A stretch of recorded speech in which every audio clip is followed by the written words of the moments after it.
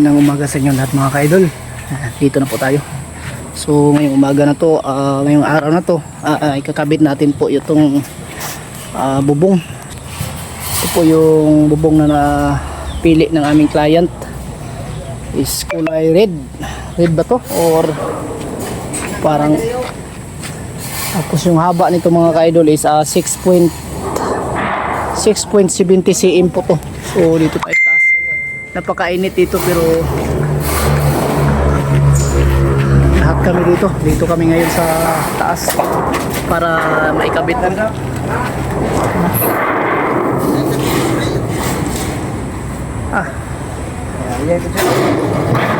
Wala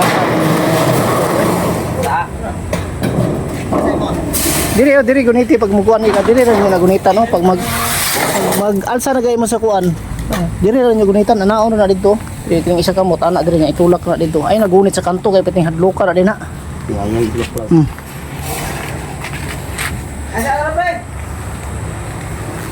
So, ayan. Yung mga helper natin ay nasugatan kasi hindi marunong sila humawak ng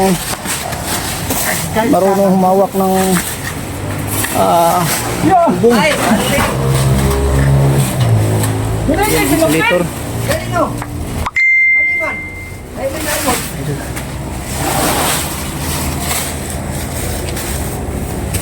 So, ayan, abang-abang kayo. At good morning. Good morning po sa inyong lahat mga ka-idol. At ingat po kayo palagi, no? So, thank you sa suporta sa nanonood pa rin ng ating video dito. Sa mga tutorial natin dito. Patuturo natin dito sa taas mamaya. Katulad pa rin ng PB team sa pagkakabit namin. Pero iba lang yung gamit namin dito kasi gumamit kami dito ng rugby. So, yung insulator ay dikitan natin ng rugby para hindi siya lumipad, no? So ganun yung sa aking mga project, ganun yung pamamaraan ko mga idol. So iba kanya-kanya pong diskarte ng bawat contractor or bawat foreman sa pagkakalagay ng bubong. So abangan nyo yung diskarte ko dito para at least makita nyo rin. Mag-intro po muna tayo.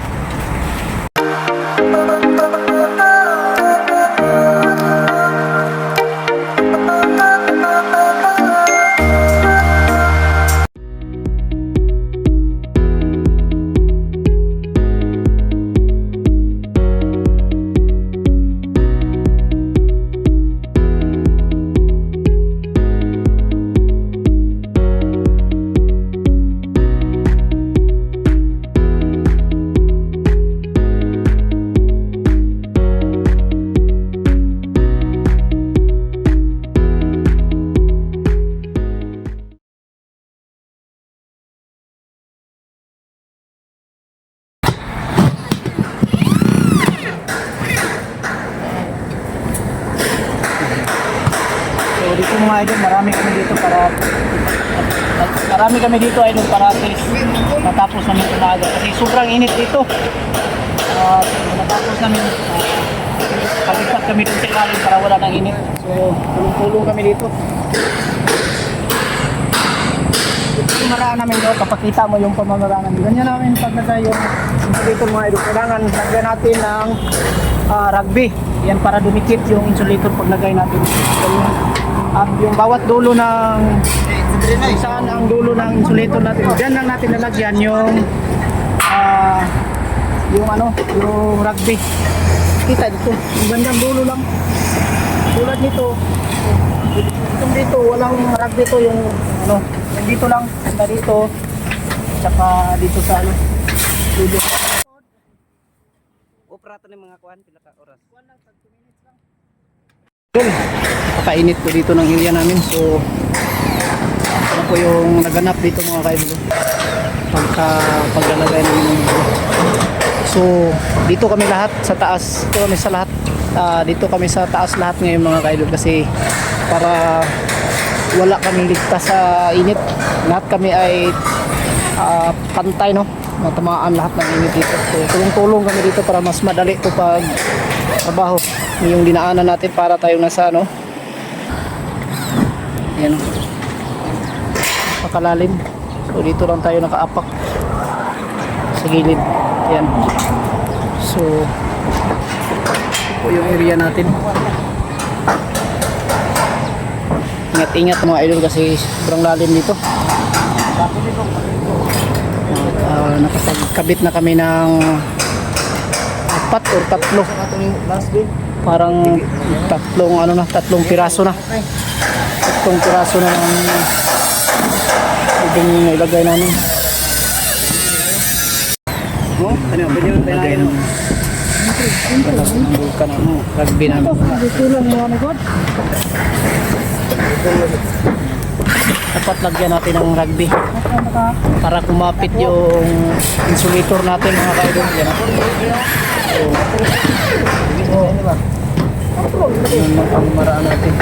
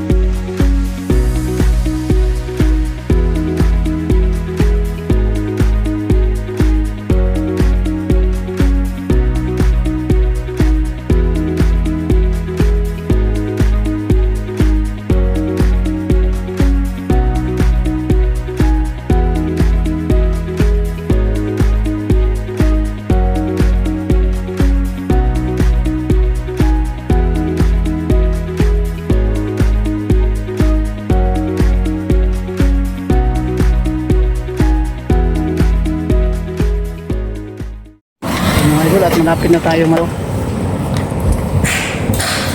Okay na lang.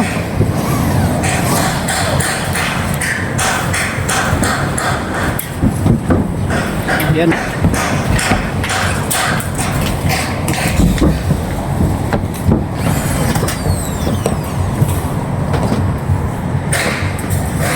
Ito po yung pamamaraan natin. So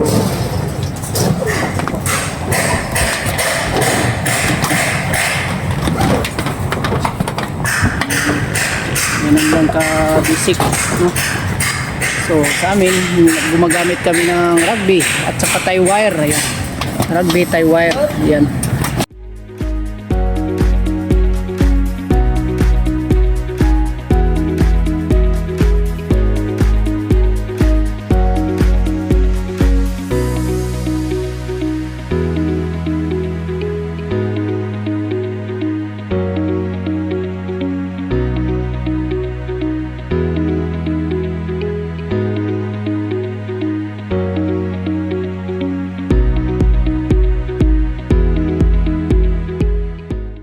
Yan nga idol, ganito kami magtabas na nyero mga idol. Wala ano, yan. Yan lang gamit namin. Kita yan. So, ganyan yung pamamaraan nila. Pamamaraan namin dito. Yan. Walang hindi tayo mag-cut-cut ng ng grinder kasi masisira yung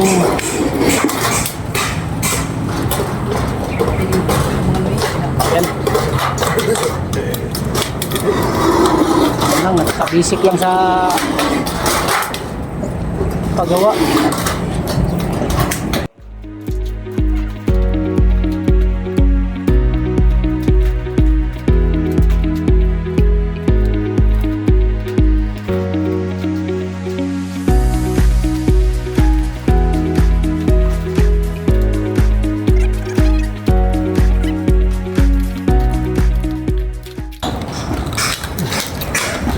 Yan at sa wakas naputol na rin. Palit na yan, oh. Good. Yan, oh.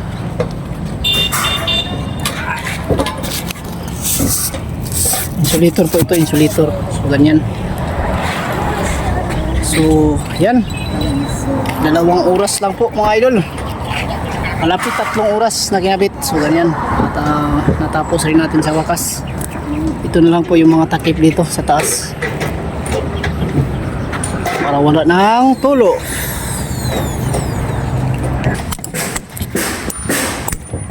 Pre, lugong tarong pre. Magburot pa na sa pinsit pre.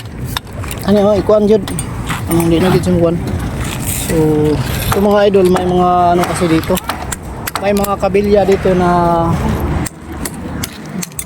parang nakalabas, no? So, ang ginagawa natin para, kasi ang balak ko dito nung dito, itong wall na to is extension. So, may mga kabilya dito na nakalabas. So, kailangan lang natin tong lupiin. Kailangan natin butasan tulad nito. Lupiin natin at butasan para kung sakali po magdugtong na po yung may-ari dito ay madali lang po yung hanapin yung kabilya dito, no? So ganito yung pamamaraan natin. Kapag bigay tayo ng idea sa iba. So ganito, tapos takpan na namin to ng ganito yung papakita natin ito ng aming takip. So siya mga idolo, may wall flashing.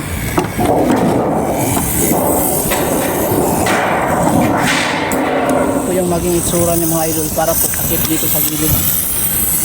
Doon sa taas. Pakita natin mamaya. Para at least magkaroon kayo ng idea. At ako lang din ang bigay ng sukat dito para sa magiging kapal kung anong lapad yung ipapagawa natin. So kasi dito sa amin malapad to, kaya kailangan natin kunan ng layout, no? Kailangan natin rin nilinis at mamaya ay banwasan natin yan ng tubig. Kailangan malinis yung pagkagawa para walang mga alikabok. Puro ang mga kinain po ng grinder. Mahirap kasi nakakain ng grinder dyan na kalawang. Yan ang mag-cause ng madaling pagkasira ng trabaho ng idol. Yan. At salamat sa inyong pagsubaybay. Araw na naman ng Sabadong mga idol at uwi na tayo mamaya. So, no? Kasi isang linggo. Yes, para na rin makita na rin natin ang ating pamilya. Kahit sa isang linggo lang naman ay malaking mahalaga na yan para sa akin po. Makikita ko yung aking pamilya, aking mga anak at asawa, no? So tulad din sa inyo, may naghihintay na pamilya kung saan man kayo ngayon, no? Doon man kayo sa abroad. So alam ko tinitiis nyo yung trabaho dyan sa mga abroad lang, lalo na po sa mga OFW nating mga viewers, mga subscriber. Alam ko naman napakahirap ng trabaho nyo dyan. Tinitiis nyo yung lungkot, yung pag-alala sa pamilya para lang sa inyong pamilya na suportahan yung pangangailangan. So thank you sa rulo ko sa inyong mga idol. So yung layout dito mga idol na yung kinuha nating layout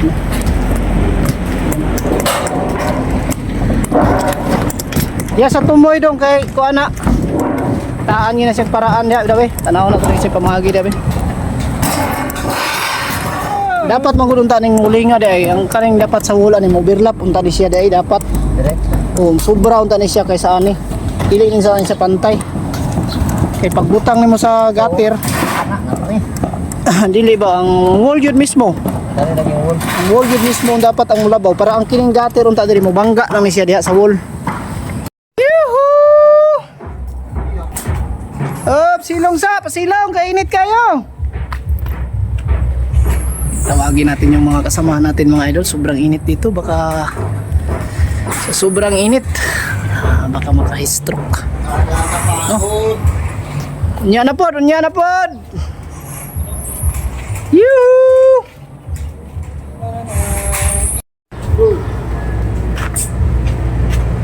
Dili ta magsigig dumot nang dili ta madato ani sig panarbaho. Pasilong. Yan mga at nakabit na rin natin. So, yan insulated na yan mga idol. Naka-insulator na yung bubong dyan. So yan, madali lang namin natapos sa pagkabit. Yan. Yan. So yan, magandang hapon sa inyo lahat. So araw na naman ng Sabado, no? Pauwi na tayo at tapos na po tayo nakapagsahod ng ating mga tauhan. So yan, kita lang natin ang konting update dito sa taas sa aming nagawa. So kanina dito hindi na namin tinapos dito sa taas mga idol kasi sobrang init. Dito kami sa ilalim, update natin dito sa ilalim at nabaklas namin dito. Yan. So makikita nyo dito ay maaliwalas na po dito kunti sa loob. So yan. So unti-unti na pong natapos dito sa pagbaklas. Bukas po mag-overtime po sila. So dito na portion po ay babaklasin na to nila bukas. Yan. Ito. So by Lunes makikita nyo yung update dito mga ka-idol na matapos na pagbaklas, no. So yan, at magandang hapon sa inyo. So dito tayo sa taas para at least ma-update tayo ng konti. Update tayo dito sa taas ang pinagawa namin kanina mga idol. So ito po yun, no? Tapos na namin po nalagay yung bubong at ang ilan na lang po dito ay ang alulod at saka ito ay nakabit na natin to pero hindi pa natin totally natapos tong kilid dito banda mga idol. Yan, kung nakikita nyo ay ayan, napakagandang pagkakabit at madali lang namin kung natapos kanina mga idol kasi marami kami dito na gumagawa. So yan ang latest update natin sa araw na ito, araw ng Sabado, araw ng uwian. So makauwi kami ngayon mga 3:30 o'clock na siguro ng hapon mga ka-idol kasi 3 o'clock na po. So mag-update po na tayo ng konti dito. So thank you sa inyong lahat mga ka-idol, no, na sa patuloy ninyong suporta po sa Pitoy Daily Mix Vlog. Thank you sa inyong lahat. Ingat kayo palagi and huwag niyong kalimutan palagi mga idol na magdasal tayo sa Panginoon sa araw-araw po na binigay na blessing ng Panginoon sa atin. Thank you po, no, kahit papaano ay nakakain tayo sa araw-araw na binigay ng blessing ng Panginoon para sa atin. So yan, thank you at magandang hapon sa inyo. At mag-shoutout na po tayo sa ating mga mahal na viewers. Yan lang po muna ang vlog natin sa araw na ito. At samahan nyo sila Sir Paul sa paglalakbay nila doon sa Cebu City sa paghatid nila ng tulong doon mga ka-idol. So thank you at maraming salamat sa iyong pagmamahal at suporta, no? At napakainit dito, kailangan nating magmadali. Yan mga ka-idol, at mag-shoutout muna tayo, no, sa ating mga mahal na viewers na palaging nanonood. Yan, so shoutout kay Diosdada Ridobanti from Mandaluyong City. Shoutout sa iyo idol Ridobanti, no, ingat ka palagi dyan sa Mandaluyong City. Yan, Lily Rose Coronado from Banga, South Cotabato. Shoutout sa iyo idol Lily Rose, ingat ka palagi dyan sa South Cotabato, no, sa Banga. At kay Eduardo Navalis from Mandawi City, Mandawi City. Yan, shout out sa iyo idol Eduardo Navalis, ingat ka dyan palagi sa sa Mandawi City. At kay Sonia Biloria from Quezon City, shout out sa iyo idol, ingat ka palagi. At kay Melinda Puras from CDO, ayan, shout out kayo sa inyo dyan Melinda Puras. At kay Karen de la Pisa, ayan, shout out. At kay BC Mid, BC Kitchen, pati na po ang ating mahal na viewers. Shout out natin, dugtong natin mga idol, ha. Ayan, kay nalimutan natin yung iba. Shout out natin si Christy Tutu Kawaling at si Mr. and Mrs.